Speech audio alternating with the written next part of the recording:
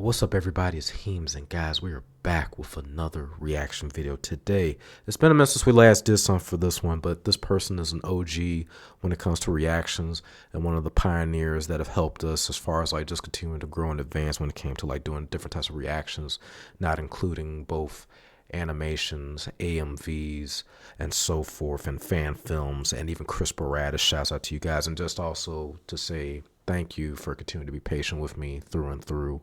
I know it's not easy sometimes, and then like to have your suggestion and like you're waiting for whenever I'm going to try to get to it. But I think, it was ironic. I happened to run into Nero while being on a mutual channel, which we both are currently watching. If you guys haven't checked them out, it's Mike and Alexis. They do reactions to different anime. They also just sat there. They should be wrapping up with Dragon Ball Super. So it felt good to actually be able to run into Nero here. And I guess like they say, great minds think alike. Like you're always thinking of something or some other interest, in sharing similar interests in other stuff is pretty cool. Today we're going to check out this. It's called Dooku's Death, Revenge of the Sith Audiobook, Mathew Stover by Star Wars Story. Now, before we go further, as a disclaimer, I don't own rights to the video. I actually, in the mix of getting everything prepped, I saw that just from the beginning of it, or just the 2 seconds of it, like it was the lightsaber fights.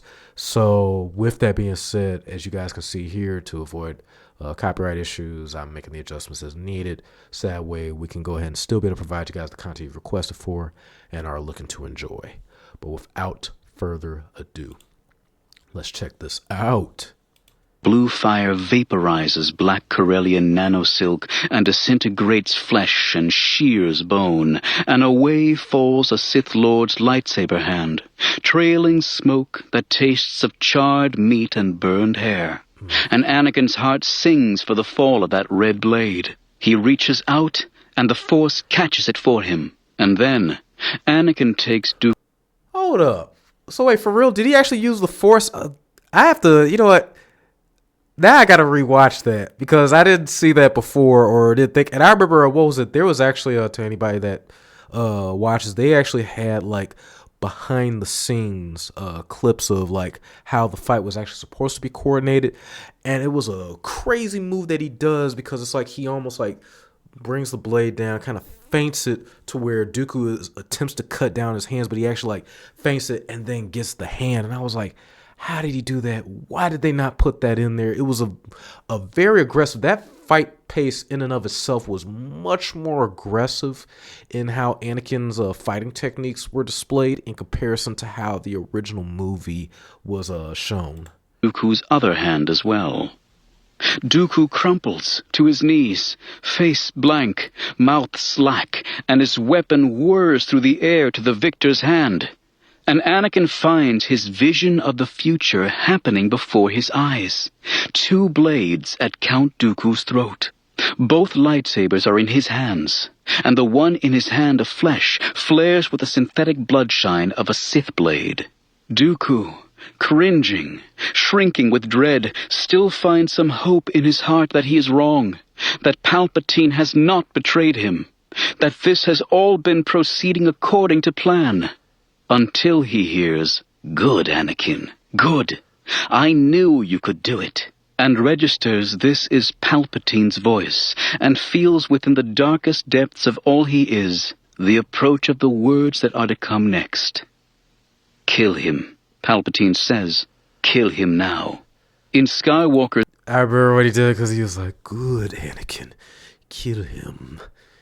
Kill him now." And it's like this pan away. It's almost like, I don't know, and maybe you can answer that for me, or what were your guys' thoughts even in that moment? Because when he shifts away, is that him like in both shame? Is it that sense of loss of somebody that you potential? But then throughout the lore, there was always this, and that was a part of like just the whole Sith and their brand and their lifestyle of basically trying to overpower one. You had one that attained power, one that craves power. However, a little bit unorthodox though, and I don't know, I feel like after that rule of 2, because after like Darth Bane, even during the time of the Darth Bane era, I can't remember her name, it began with a Z. I think you guys know what I'm talking about. And if I'm wrong, my apologies. But she, if I'm not mistaken, didn't she not try to get somebody else to help her to take down Darth Bane before she ultimately had to try to take down Darth Bane? And I reference that to say to this, and that's just a question. But then, two, coming back to this part here, Dooku a couple of times actually trained Asajj Ventress, but then it was perceived to be even like both through him and through Darth Sidious that she was just basically to be an assassin, nothing more. But then it was a part like even like in Clone Wars, and I never had the chance to see that. But at one point in time, Darth Sidious force chokes Darth Tyrannus or Count Dooku, like right as they were discussing and talking, and I'm like, oh wow, like they actually show that moment between the two, that kind of like, as if, hey, don't get it twisted. And yet it's crazy because then you think about even oh my god, like with Palpatine and him having Darth Maul and what Darth Maul was supposed to be for him, but yet he ended up still managing to kill Darth Plagueis himself. I'm sorry, I'm going all over the place, guys, but let's continue. His eyes, he sees only flames. Whoa, hold up. So did he already have the Sith eyes back then? Hold on, did he really have the Sith eyes back then? Because he did tap into his anger. He sees only flames.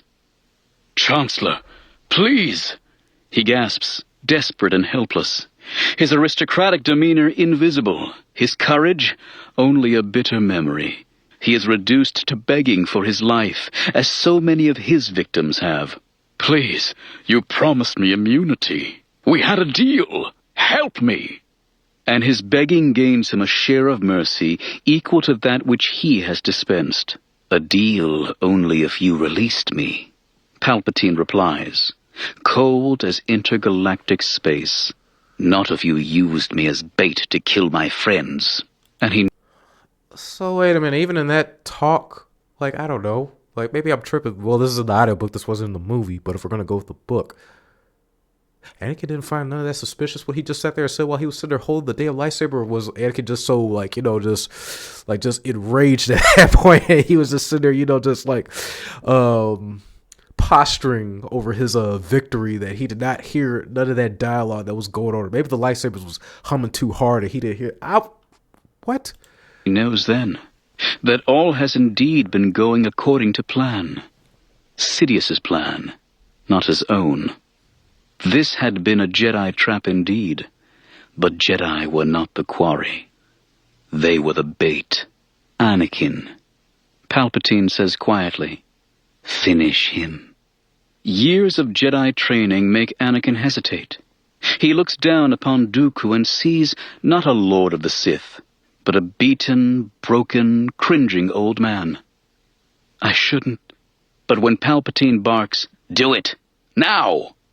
Anakin realizes that this isn't actually an order, that it is in fact nothing more than what he's been waiting for his whole life. Permission. And Dooku, as he looks up into the eyes of Anakin Skywalker for the final time, Count Dooku knows that he has been deceived, not just today, but for many, many years. That he has never been the true apprentice. That he has never been the heir to the power of the Sith. He has been only a tool. His whole life, all his victories, all his struggles, all his heritage, all his principles and his sacrifices, everything he's done, everything he owns, everything he's been, all his dreams and grand vision for the future empire and the army of the Sith have been only a pathetic sham, because all of them, all of him, add up only to this. He has existed only for this. This. To be the victim of Anakin Skywalker's first cold-blooded murder. First, but not, he knows, the last. Then the blades crossed at his throat, uncrossed like scissors. Snip, and all of him becomes nothing at all. He literally just said snip. I like it. Oh. gave a little bit more context right there as far as like when his decapitation, like maybe his neck was, I don't know, like it was melted or it was something going on.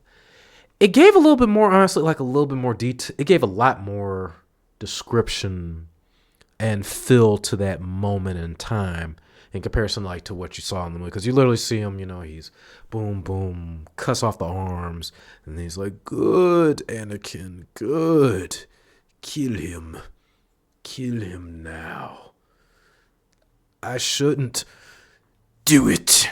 And then it was just that, but like it gave so much more in thought even in that moment. I think if I'm not mistaken, there was an audio of like the first fight between both Anakin and Dooku during Attack of the Clones, and it gave a little bit more of a look back into even like what Dooku was feeling even during the fight. Like he can feel himself like wearing down, because as athletic and as capable as Dooku is at that age, they all would use the power of the Force to help to make them a little bit more limber than normal, to be able to achieve like feats of speed, like what we saw even like between like between Qui-Gon Jinn and Ben,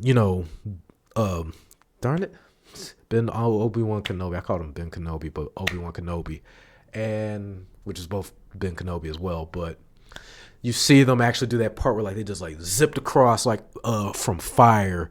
The Force allows their bodies to be able to also perform, or as they tap and connect, like it allows them to be able to produce several different feats of high speed.